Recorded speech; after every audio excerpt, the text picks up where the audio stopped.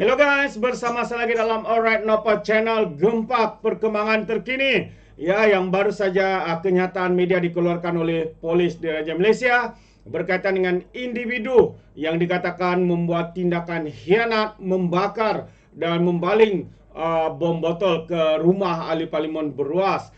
Jadi hari ini sahabat semua, kita sekali lagi ataupun ketua polis ya Perak membuat kenyataan media ya yang memang agak mengejutkan kita, tapi saya ingin membacakan kenyataan ini ya. Tapi sebelum itu, sebelum saya teruskan, jangan lupa juga untuk terus support Alright Nopa Channel dengan cara tekan butang subscribe, like dan share. Mari kita ikuti berita gempa hari ini. Kebakaran rumahnya, lelaki ditahan negatif dadah, kata polis. Itu antara kenyataan ya pihak polis di Raja Malaysia hari ini ataupun ketua polis Perak, yang mana lelaki yang ditahan itu yang disaki melakukan khianat api di kediaman ahli parlimen Beruas Ngekoham disahkan negatif dadah. Itu antara kenyataan daripada ketua polis Perak Hasan Basri ketika dihubungi berkata keputusan itu diperoleh hasil saringan air kencing terhadap lelaki berkenaan yang ditahan pada Jumaat yang lepas.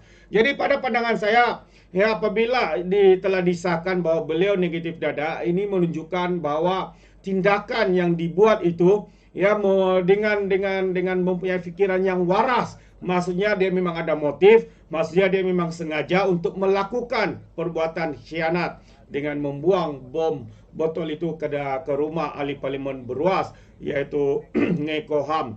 Dan pada Jumat yang lalu juga Muhammad Yusri dalam kenyataan berkata, lelaki ditahan di kawasan Shalam Selangor kira-kira 4 pagi dan diriman hingga Selasa pagi bagi membantu siasatan. Dia berkata polis turut merampas 2 telefon bimbit dalam tangkapan tersebut dan semakan mendapati lelaki itu tidak mempunyai rekod jenayah lampau. Semalam Muhammad Yusri turut mengesahkan lelaki berusia 30-an itu bukan ahli mana-mana parti politik dan polis masih menyiasat motif kejadian. Jadi dalam kejadian awal pagi Rabu lepas, rumah Ngekoham dipercayai dilontar dengan molotov koktail menyebabkan kebakaran yang memusnahkan sebuah kereta miliknya, manakala kendaraan lain mengalami kerosakan. Jadi satu kenyataan di sini dia katakan dia bukan ahli mana-mana politik. Ya benar, dia bukan mana-mana ahli politik, tapi pada pandangan saya sahabat semua, walaupun dia bukan ahli mana-mana politik, tapi dia mungkin ya membuat ataupun mempunyai pilihan ya untuk menyokong mana-mana parti politik yang ada di dalam negara kita. Itu pandangan saya. Seseorang yang walaupun bukan ahli politik, dia masih ada hak untuk menyokong mana-mana parti politik. Jadi kita tidak pasti mana satu parti politik yang disokong oleh individu ini. Kita akan update dari masa ke masa, sahabat-sahabat semua. Dan satu lagi kenyataan hari ini daripada seorang juga pemimpin daripada DAP yang menyatakan bahwa siasatan serangan bakar rumah, katanya, kalau saya boleh tunjukkan kepada anda semua keratan media ini juga untuk tatapan kita semua. Ini dia kenyataan ya daripada siapa nih? Kalau saya tidak silap daripada Ram Kapal Singh. Ram Kapal Singh, sahabat-sahabat semua. Jadi katanya siasat serangan bakar rumahnya sebagai cubaan bunuh. Itu antara gesaan ahli parlimen ya daripada atau Ram Kapal Singh ini. Jadi kalau kita lihat kenyataan ataupun intipati kenyataan beliau, menarik untuk saya bacakan untuk anda semua. Katanya niat untuk menyebabkan kematian tidak boleh diketepikan kerana serangan itu berlaku pada dini hari, kata Ram Kapal Singh. Jadi cubaan membakar kediaman ahli parlimen Beruas Ngekoham perlu disiasat sebagai cubaan membunuh, memandangkan ia berlaku pada waktu dini hari, kata Ram Kapal Singh, yaitu ahli parlimen Bukit Gelugur, yang berkata niat untuk menyebabkan kematian tidak boleh diketepikan kerana kejadian itu berlaku semasa penghuni berada di rumah. Beliau juga menggesa perkara itu disiasat dari semua sudut kerana masa serangan itu dilakukan menunjukkan kemungkinan bahwa ia dimaksudkan untuk menyebabkan lebih banyak bahaya.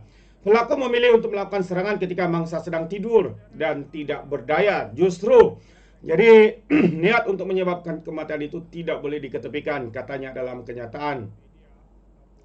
Raung kapal juga berkata siasatan mesti merangkumi sama ada pelaku didorong atau dihasut untuk melakukan perbuatan oleh kenyataan pihak yang tidak bertanggung jawab. Dalam keadaan itu katanya pihak-pihak tersebut boleh didakwa mengikut Seksyen 505 Kanun Keseksaan katanya. Jadi pada Rabu lepas Polis di Raja Malaysia telah menahan seorang lelaki yang untuk membantu siasatan keserangan bom Molotov di rumah pemimpin DAP Perak itu. Ketua Polis Perak Yusri Hasan Basri berkata lelaki berusia 30 tahun yang ditahan di Shah Alam tidak mempunyai rekod jenayah. Jadi kejadian itu mengakibatkan 3 kenderaan miliknya rosak pada awal pagi Rabu dan sebiji botol dipercayai bom Molotov ditemukan di tempat kejadian. Jadi kes ini disiasat mengikut Seksyen 435 Kanun Keseksaan atas kesalahan khianat dengan api. Kemudiannya dilaporkan berkata pihak yang bertanggung jawab atas kejadian itu mungkin termakan hasutan orang lain dan disesatkan oleh kepalsuan yang direka-reka oleh pembangkang katanya. Jadi terdahulu kontroversi tercetus apabila beliau mencadangkan agar pakar perlembagaan dalam Islam dilantik menganggotai jawatan kuasa yang mengkaji percanggahan antara undang-undang syariah dan perlembagaan persekutuan. Namun ketika didesak dan sebagai dikritik, kemudiannya memohon maaf dan berkata beliau tidak sedar ya jawatan kuasa itu dibentuk di bawah Majlis Kebangsaan bagi hal ehwal agama Islam yang diketuai oleh Sultan Selangor. Jadi wakil rakyat DAP itu menjelaskan beliau tidak mempunyai niat mencampuri hal ehwal Islam dan hanya membuat saranan berkenan supaya semua pandangan diambil sebelum sebarang pindahan perlembagaan dibuat.